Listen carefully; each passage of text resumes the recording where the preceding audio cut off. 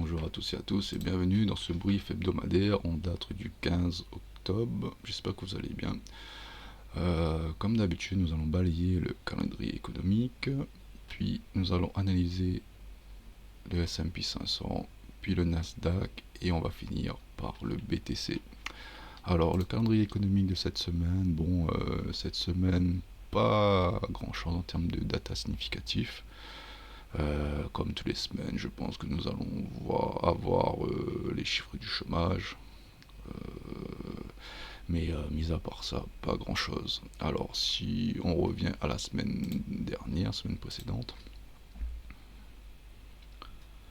donc nous avons eu les chiffres très importants de l'inflation. Donc, nous avions un consensus à 2,3 et nous avons terminé avec les chiffres de l'inflation à 2,4. Bon, les chiffres sont au-dessus des attentes, mais pas énormément. Voilà, pas grand chose à signaler de ce côté, c'est pas dramatique. Au lieu d'être à 2,3, on est à 2,4. Donc pour moi, c'est pas dramatique. En sachant que la Fed a toujours un objectif de réduire l'inflation à 2. Donc voilà, pour moi on continue de descendre tranquillement. Donc là si on regarde le graphique, vous voyez que l'inflation continue à descendre tranquillement. Donc le but est d'être à 2% d'inflation très prochainement. Ensuite nous avons eu le PPI. Là pour le coup le PPI reste stable, donc c'est le prix à la production qui reste stable. Donc ça pour le coup c'est plutôt positif. Et puis même nous avons pu voir une très belle réaction des marchés ce vendredi. Ok, donc fini pour le calendrier économique, donc nous allons passer au S&P 500. Donc le S&P 500, comme nous pouvons voir, qui enchaîne un nouvel ATH qui est assez fort. Une fois qu'il a cassé son dernier plus haut, le S&P reste fort. Donc l'économie américaine se comporte assez bien, donc l'inflation continue de baisser comme prévu, bon un peu moins que prévu, mais ça baisse quand même. Le prix de la production reste stable, donc l'économie américaine pour moi reste forte. Par ailleurs, on peut dire aussi avec les élections présidentielles qui vont arriver bientôt, l'économie reste forte. De toute façon, à chaque approche d'économie, à chaque approche des élections présidentielles, l'économie américaine reste forte. Donc là, si on peut voir en hebdomadaire, le momentum reste quand même assez fort. Je m'attendais à ce que au-dessus de la TH, le momentum se réduise un peu. Mais là, on peut voir que le S&P est reparti en mode parabolique. Donc là, si on passe en échelle mensuelle, donc on peut voir que le S&P 500 a pris son ATH. Il me semble que c'était ça son ATH. Il a pris son ATH. Il est revenu retester ce point-là, cet ATH, et repartir là. Donc c'est très positif. Donc les imbalances haussières ici et ici, on peut les supprimer. Et là, en fait, on va attendre un petit peu. Donc il y a une imbalance ici qui s'est formée, qui est assez grande. On va mettre ça comme ceci. Plus. Voilà. Donc cette imbalance correspond à la ligne de cours au dernier ATH. Donc il est possible que le S&P revienne retester ça, mais vu comme il est parti, moi je vois plus une accélération. Voilà, mais par contre il faudra toujours rester prudent dans ces zones-là, parce qu'on ne sait pas, ça se trouve le S&P est venu faire un plus haut, et peut-être que par la suite, ça se trouve il va faire ça, il va retravailler ça, et partir à la hausse, faire une correction, mais là, pour le moment, je ne pense pas. Donc on a pu voir, hop, on est ici, hop, on a pu voir que les deux points identifiés la semaine dernière ont été pris, les 5758 et les 5773 a été pris et revenu, ce niveau a été retesté et reparti à la hausse. Donc voilà, le S&P plus positif. Donc n'hésitez pas à prendre des bénéfices si vous êtes exposé. Imaginons que vous avez pris une position lors du 5 août, où il y a eu une forte baisse. Et là aujourd'hui vous êtes sur ces niveaux-là, n'hésitez pas à prendre des bénéfices parce que le marché peut se retourner à tout moment. Mais bon, je ne pense pas. Vu la dynamique du prix, je ne pense pas. Donc Après on passe au Nasdaq. Donc si on revient en weekly, donc on peut voir que le Nasdaq a pris le plus haut de la semaine dernière, le plus haut de la semaine précédente, c'était un equal low, un equal high, pardon. Donc 2 points hauts au même endroit quasiment. Ça a été pris. Et puis même si on va sur un graphique un peu plus, sur un graphique mensuel, pardon, on a vu que là, le Nasdaq a pris son plus haut du mois précédent. Bon, voilà. Malgré cette prise de plus haut, on voit que le Nasdaq reste fort. Donc moi je m'attends à ce qu'il aille vers ce point ici à 20 600.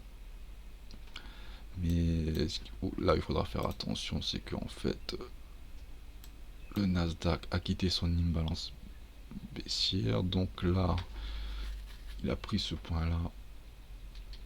Il a pris ce point là ici qui était le plus haut de la semaine. Voilà, donc le plus haut de la semaine précédente, comme on a dit, le plus haut de la semaine d'avant. Donc là, il faudra faire très attention.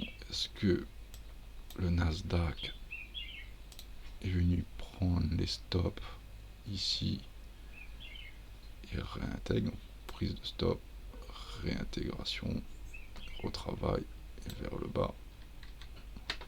Ou est-ce que voilà, le Nasdaq va pousser et va prendre les 20 558 et ensuite la TH?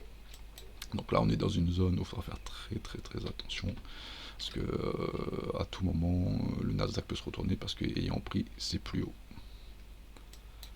Néanmoins, au vu de la dynamique du S&P 500, au vu de la dynamique de prix du Nasdaq, moi je m'attends à ce que le Nasdaq aille prendre son plus haut. Après, sur les points qu'on a vus la semaine dernière, si on passe en H4, donc là on a vu, attendez, je vais masquer une balance en H4, hop, pour voir un peu plus clair. Visibilité, hop. Donc là, la semaine dernière, on a pris ce point là, ça c'est fait. On a pris également ce point là, ça c'est fait, et on a pris également ce point là. Donc pour moi, tant que le Nasdaq ne réintègre pas son imbalance, pour moi les prochains objectifs ça reste, comme je vous ai dit tout à l'heure, les 5590 et ensuite la TH.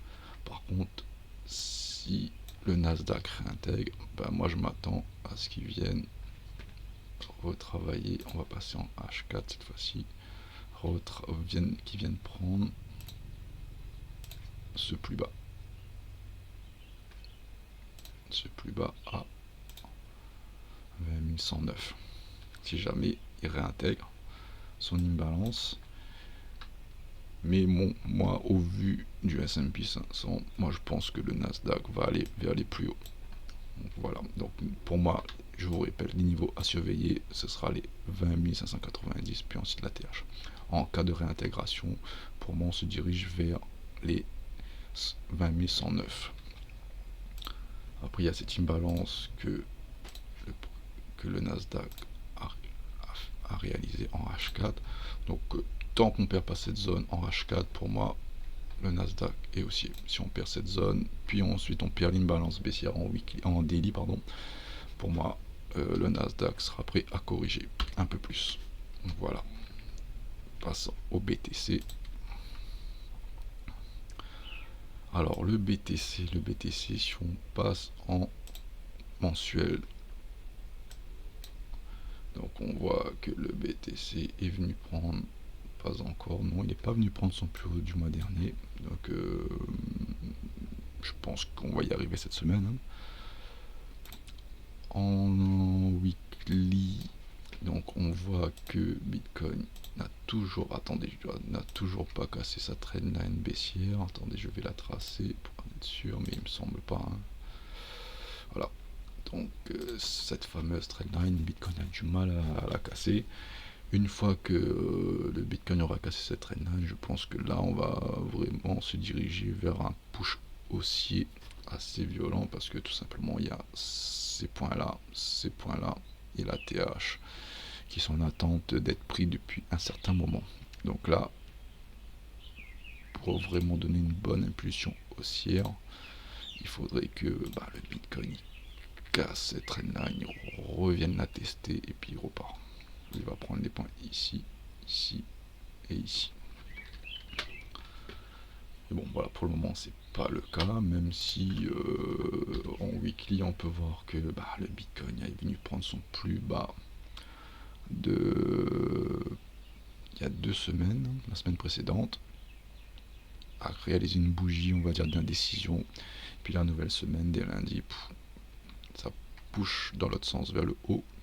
Et là, on est venu prendre le plus haut weekly de la semaine dernière. Donc là, pareil, il faudra faire gaffe quand le Bitcoin commence à prendre des plus hauts comme ça, à voir est-ce que, vu qu'on a fait le nettoyage au sud, c'est bon, on part, on reteste et on y va, ou est-ce que je prends les stops,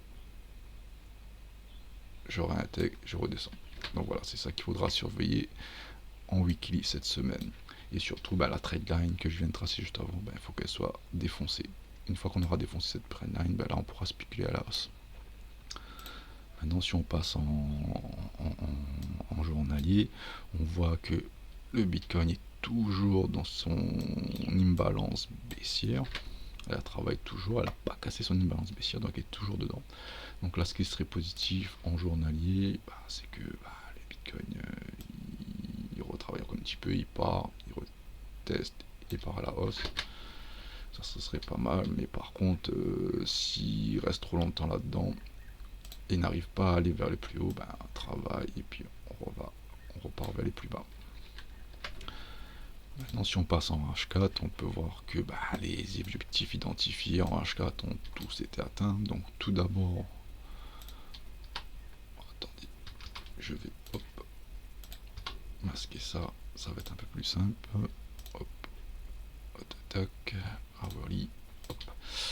Donc on peut voir que d'abord le Bitcoin est venu à la baisse, donc il a pris les 61 657, les 60 745 et enfin les 59 802, est revenu tester son bad range mensuel et à partir de là repartir à la hausse en prenant les 64 030, les 64 655 et pour finir les 65 918. Voilà, donc tous les niveaux qu'on avait identifiés la semaine dernière ont été pris. Donc d'abord un nettoyage au sud, ce qui est plutôt positif si on veut être à la hausse, et après par la suite une bonne impulsion haussière. Donc voilà, ça c'est plutôt positif d'avoir d'abord pris les stops au sud et ensuite a fait un fort push au nord. Maintenant que Bitcoin a nettoyé les deux bornes, maintenant il faudrait que Bitcoin il casse ce point-là, les 60 422, le reteste et repart à la hausse. Donc ça serait le scénario hyper positif. Et si on revient en daily, on peut voir que en fait tout simplement le Bitcoin est dans un range depuis on va dire le 27 septembre.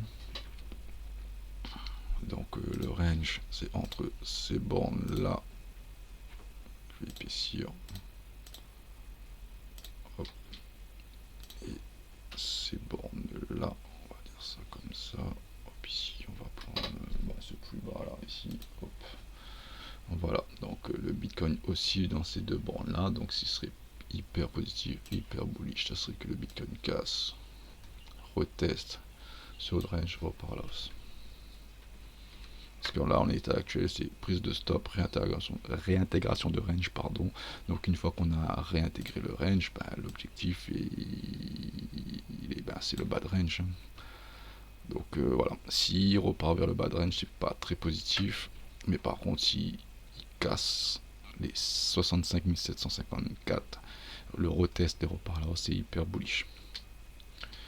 Maintenant, au vu du S&P 500, au vu du Nasdaq, moi je pense que le Bitcoin va continuer son ascension, enfin j'espère en tout cas. Mais par contre, ouais, ça intègre, bon voilà, le prochain objectif ça va être le bas de range, hein, 59 614, donc là si je mets des objectifs à la baisse, donc pour moi ça serait milieu de range. Donc là si on met un petit range, hop, attendez, hop, on va faire ça plutôt comme ça. Ici, hop, le plus bas, le point le plus bas c'est là, le point le plus haut il est ici, hop. Range, hop, peut-être mettre ça non visible, hop. Donc là on voit que l'objectif ce serait le milieu de range, s'il réintègre son range bien sûr, donc on aura un objectif à 62 626 puis le bas de range. Maintenant ce Bitcoin continue à pousser à push. Donc là pour moi objectif évident ça serait à dire ici il y a une grosse imbalance ouverte, donc on va mettre ici 67 482, donc on va mettre ça en vert, puis les 69 935.